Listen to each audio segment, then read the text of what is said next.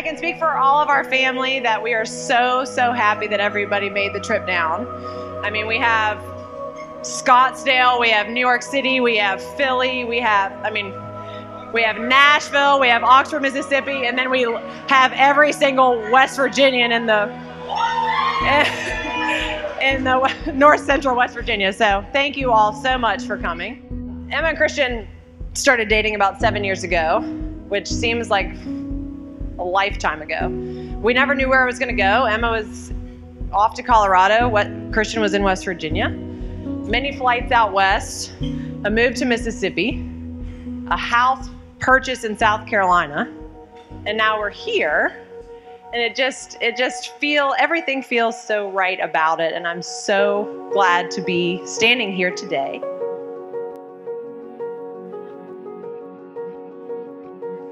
A friend of my parents, Tom Lee, who those of you from Clarksburg know, told me when Heather and I got married that we'd blink and be 40.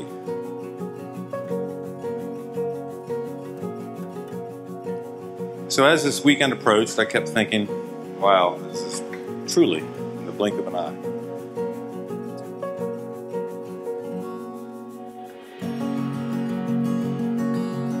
Me and Christian have been friends for 16 years. We would go to his grandpa's river house.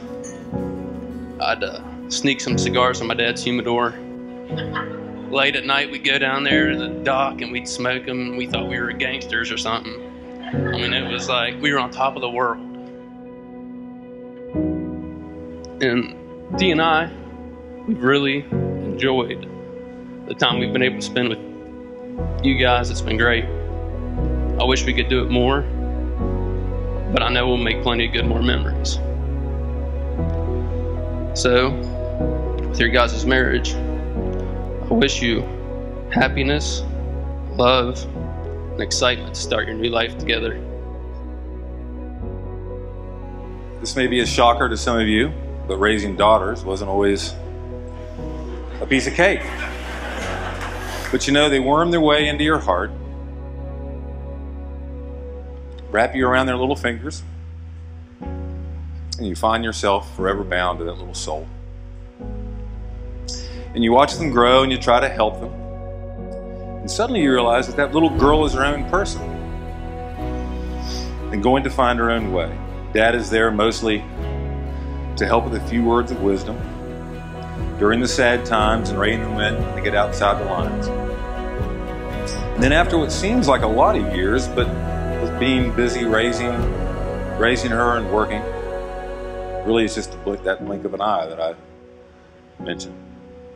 And suddenly you find yourself right where I am tonight. And when I look at Emma,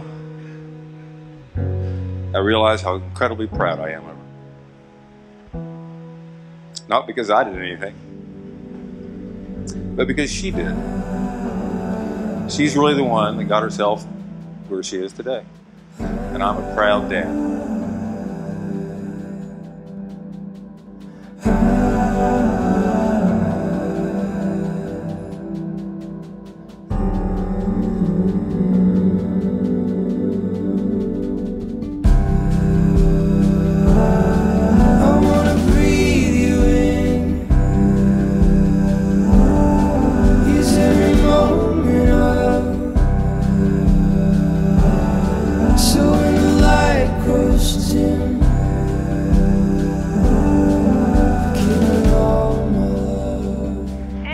That knows Emma and I on any intimate level knows that she and I are different people.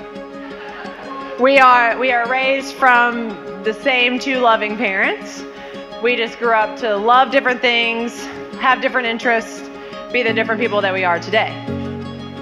We do have one big similarity though. We both love to love and both love to be loved.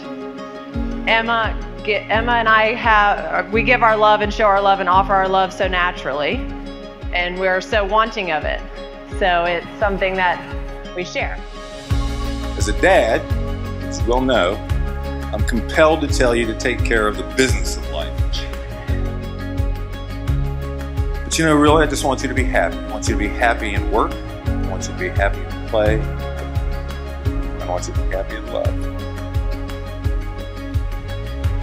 And we are certainly happy to have Christian as part of our family. For sure, I could use a guy around. Plus, he's a good one. The divine light in me and Heather honors the divine light in all of you. And may the divine light in all of you honor Emma and Christian. Mama's Day.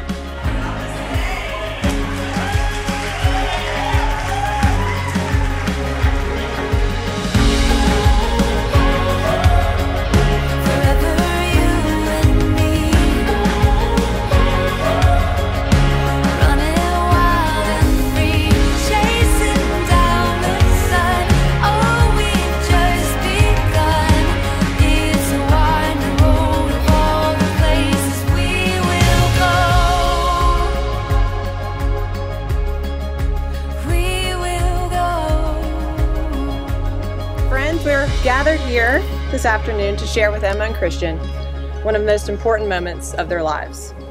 It is an honor and a privilege to have been asked to officiate the marriage of my sister and Christian. Emma and I have had many wedding conversations over the last year and a half that brings us here today. When the topic of the officiant came up, Emma had a couple of ideas, and I suggested, well, why don't you go back and talk to Christian and maybe think of someone who has impacted their lives in some way or to whom they both feel close. And she called me that night and said, well, Christian and I talked about it, and the only person we could both agree on was you. It is in places like this that Emma and Christian have learned to know and love each other. Now they have decided to live their lives as husband and wife. We have been invited to hear Emma and Christian as they promise to face the future together, accepting whatever joys and sadness may lie ahead. These surroundings were not chosen by chance. Those who love the sea hear the ebbs and flows of the tide as the heartbeat of creation. To find endurance, all we have to do is seek out places where great and elemental things prevail. For some of us, it is the sea. For others, the mountains. No matter where, the sun will rise and set, and the stars will come nightly to the sky. For the beauty around us, for the strength it offers, for the peace it brings, we are grateful. Emma and Christian, nothing is easier than saying words, and nothing is harder than living them day after day. What you promise today must be renewed and redecided tomorrow and each day before you. At the end of this ceremony, legally, you will be man and wife. But still, you must decide each day that you want to be married.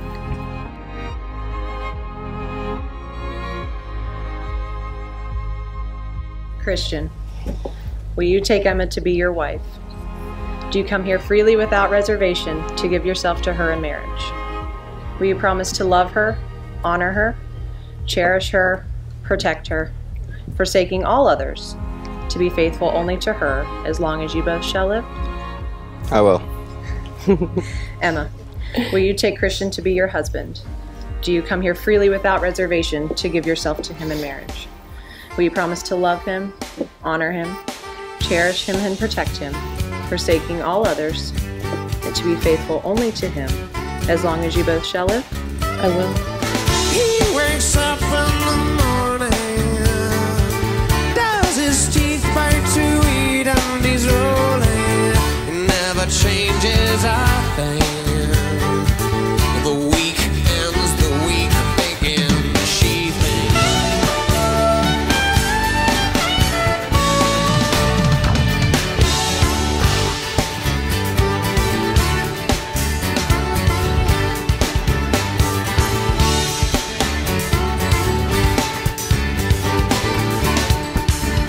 Lights down, you up and down.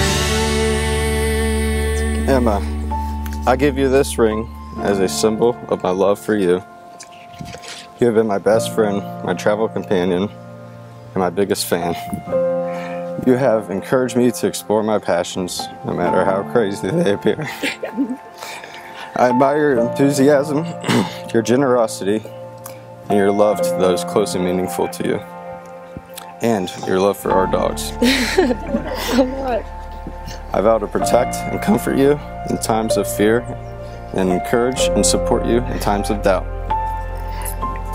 I vow to respect and honor our relationship. I vow to love you for the rest of our lives, wherever we adventure next.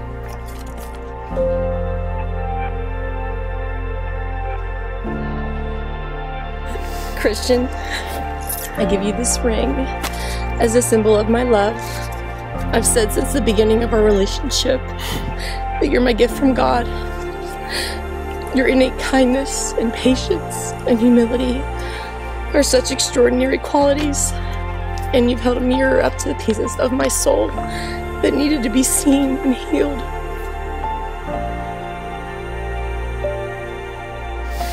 For as long as I shall live, I vow to nurture and cherish you by showing you the same compassion that you have shown me. Your full acceptance of me for exactly who I am, with many faults and imperfection, has been the most liberating experience of my life. I vow to accept your imperfections too, for better or for worse. In moments of trouble, I vow to share that burden with you. And I vow to share in all of your joys and find happiness in simplicity. And I want to tell you that the boy that I fell in love with 7 years ago has grown and transformed. And I vow to love you as the man that you are now, and the man that you'll be one day. Oh my love, don't let me go. Take me back to where we started from. Oh my love, don't let me go. Oh, take me back.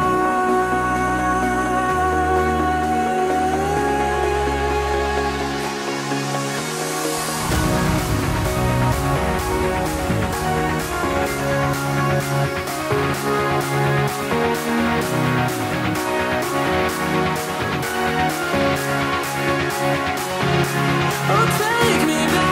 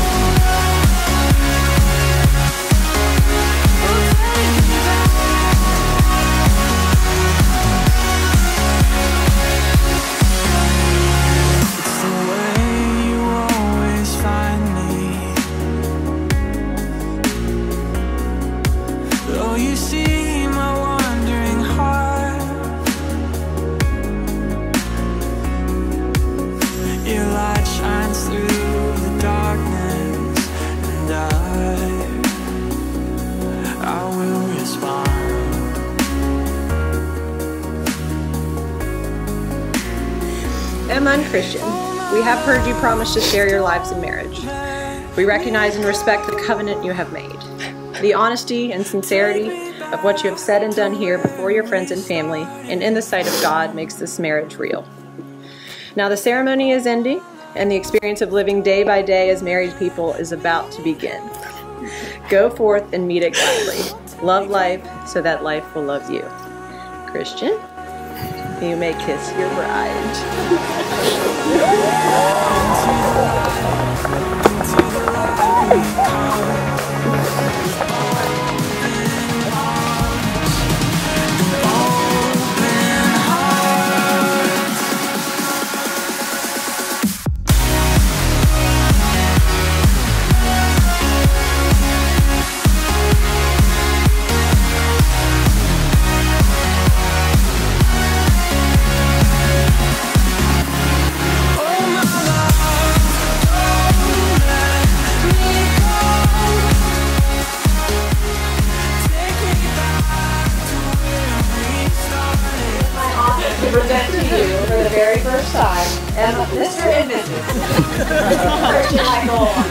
Yeah.